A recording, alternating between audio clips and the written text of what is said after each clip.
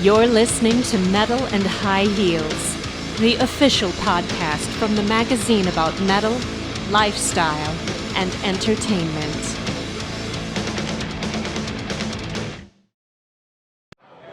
Hello, this is Pia from Metal and High Heels. I'm standing here at Tuska Festival with the metal researcher. Toni-Matti Karjalainen. As I said, you're a metal researcher. That sounds awesome. Please explain what you're doing. Yeah, it's one of the things I'm doing, but I'm basically one of my main projects at the moment is to study Finnish heavy metal and Finnish music export, and more in general. I'm also doing research in metal, and I'm organizing also a conference in metal research, and also being active in this kind of society of metal research internationally. What kind of research do you do? Is it quantitative or qualitative? It's very qualitative, and I'm doing it at the Aalto University School of Business. So my background and my home department is actually Department of Management. So it's a little bit from the business point of view, but I'm also basically interested in the sort of branding aspects and visual communication and sort of cultural narratives that go with music, and especially metal music, and this Finnish point of view, that how the brand of Finland is sort of affected by metal music and vice versa. And sort of what kind of stories of Finland the bands are using when they are going international. And what's your result until now? There's no such that there would be one or many sort of results that could be sort of set so far. But I think in overall, of course, there are various cases. Different bands use various different communications, and they are quite different from each other's. But I think in general, this whole notion of Finnish metal is also very something that I'm looking at, and it seems to be quite strong abroad, especially if you look at how international media and metal media are writing about Finnish metal. It's actually quite well expanded. And they compare it to the forest a lot. It seems to be so. It's almost like, yeah, of course it's sort of understandable because many bands also use this kind of imagery quite a lot.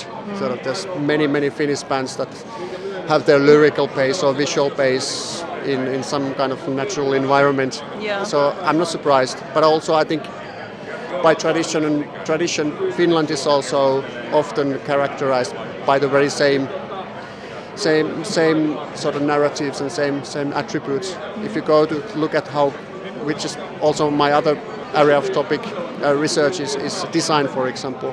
So how Finnish design has been talked about over the years in international markets, it's always the same thing about forests and our natural relationship and our long winters and whatever. It's the very same story.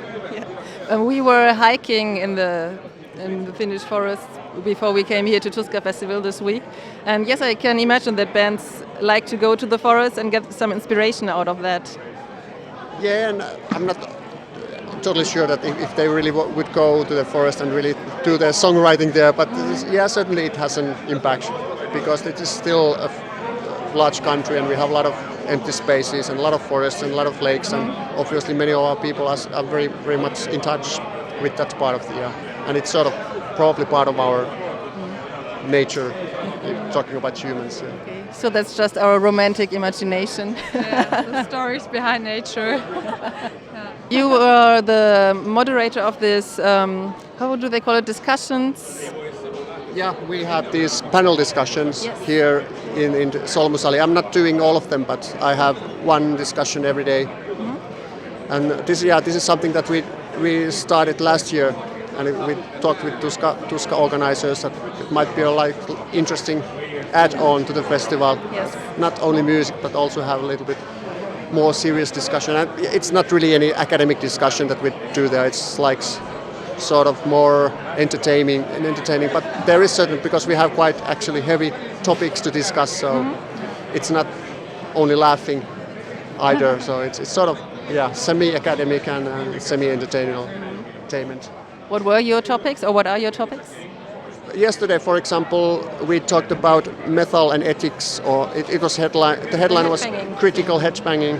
So we talked about what is the relationship between metal and ethical thinking, and because and metal and morality, and metal and charities, because a lot of bands that are doing charities, and artists seems to be more and more interested in these various like social issues, ecological issues, animal welfare, all kind of issues that you wouldn't sort of traditionally think about when you think about metal music, especially outside the community. Of course, it has always been a part of this kind of critical thinking, has been a part of metal music, but it seems to be sort of emerging even more and more.